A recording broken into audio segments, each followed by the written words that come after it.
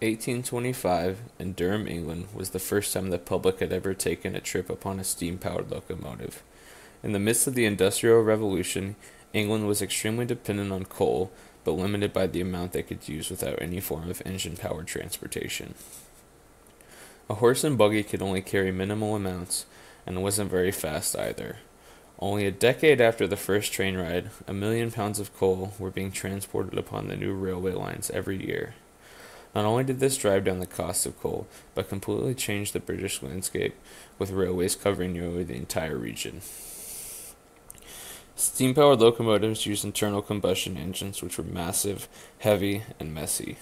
By the mid-1800s, engineers were working around the clock to improve the engine and find more efficient means of combustion. It was not until 1876 when a German engineer named Nicholas Otto designed the first working combustion engine using petrol as fuel. Otto's design still acts as a model for most engines used today. Internal combustion engines were roughly 5 times more efficient than their previous external combustion counterparts. They work by taking a mixture of air and fuel to create an explosion, which moves the parts inside the engine to drive whatever the engine is attached to. The internal combustion engine couldn't be powered by coal, though, and this is why it took so long to invent. It needed a liquid fuel that chemists had not quite figured out yet. When kerosene, diesel, and petrol had been discovered, the engine was finally ready to use. Trains were running through the English countryside day and night, transporting people and goods long distances, but within large cities, the horse and buggy was still the primary means of transportation. About 10 years later, a man by the name of Carl Benz designed and patented what is recognized as the first production automobile. The three-wheeled car had many features that we still have on our cars today: brakes, a battery, spark plugs, a clutch, and more. People were quite skeptical at first, though.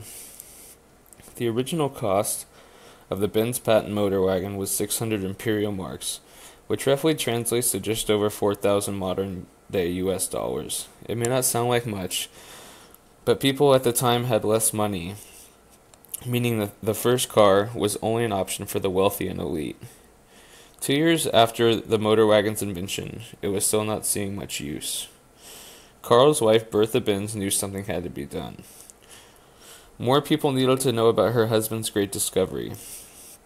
In August of 1888, Bertha embarked on her historic journey through Germany using the motor wagon. Word spread quickly of the incredible new method of transportation, and people couldn't wait to get their hands on one. By the early 1900s, the motor wagon had replaced most horse-drawn buggies on the streets of London.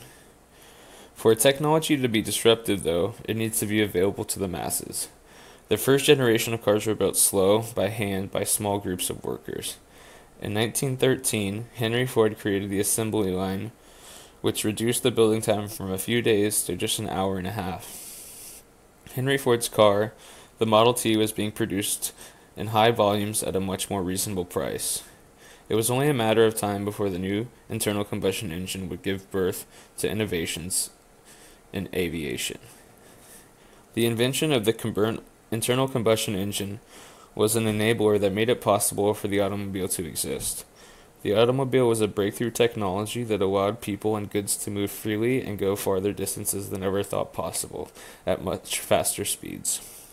Improvements in transportation have led to the expansion of people all over the globe and the ability to have access to resources that don't exist in certain areas.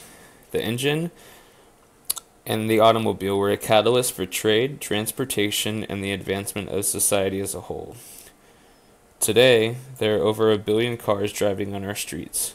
Some people's lives are completely dependent on their car and the ability to travel, while others may never have to drive a car in their lives.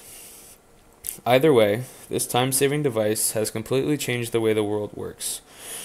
We have been using the internal combustion engine for over 100 years now to move around.